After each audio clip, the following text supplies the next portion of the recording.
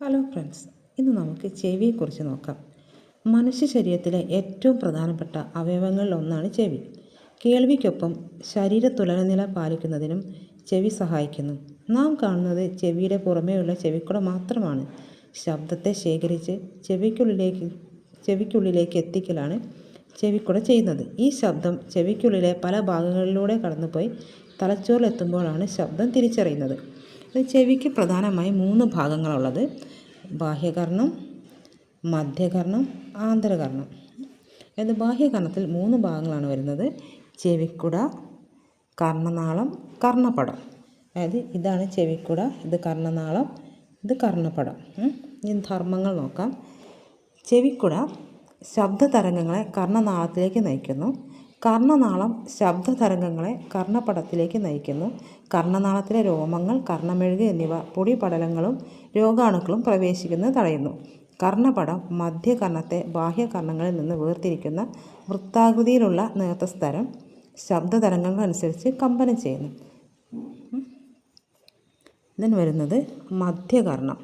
മധ്യകർണത്തിലെ 3 അസ്ഥികൾ ഇവയൊക്കെയാണ്: malleus, ഇൻഗസ്, steppes. മനുഷ്യ ശരീരത്തിലെ ഏറ്റവും ചെറിയ അസ്ഥിയാണ് ഈ സ്റ്റെപ്പീസ്. ഇതിന് ഷേപ്പാണ് പ്രത്യേകം പറയുന്നത്. മാലിയസിന് ചുറ്റികയുടെ ആകൃതി, ഇൻഗസിന് കൂടക്കല്ലിൻ്റെ ആകൃതി, സ്റ്റെപ്പീസിന് കുതിരലാടത്തിൻ്റെ ആകൃതി. അതായത് ഇതവിടെ പറയുന്നുണ്ട്. മധ്യകർണത്തിലെ അസ്ഥി ശൃംഖല കർണപടത്തിൻ്റെ കമ്പനങ്ങളെ വർദ്ധിപ്പിച്ച് ആന്തരകർണത്തിലെത്തിക്കുന്നു. മാലിയസ്, ഇൻഗസ്, സ്റ്റെപ്പീസ് എന്നിവയാണ് അസ്ഥി ശൃംഖലയിലെ അസ്ഥികൾ.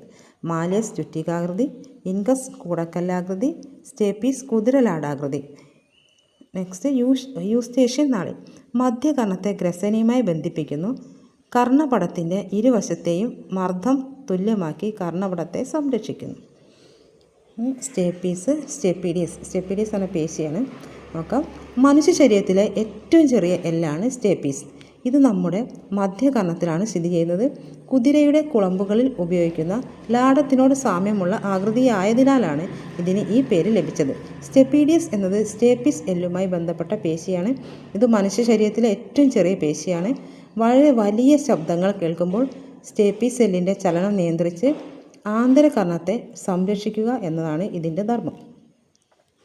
അടുത്തതിന് ആന്തരകർണമാണ്. അതായത് ഈ ഭാഗങ്ങൾ വരുന്നത് അർദ്ധവൃത്താകാര കുഴലുകൾ, വെസ്റ്റിബ്യൂള്, കോക്ലിയ. ഇത് 3 പെടുന്നതാണ് ആന്തരകർണം. ആന്തരകർണം സ്ഥിതി ചെയ്യുന്നത് തലയോട്ടിയിലെ അസ്ഥി നിർമ്മിതമായ അറയ്ക്കുള്ളിലാണ്. ഈ അസ്ഥി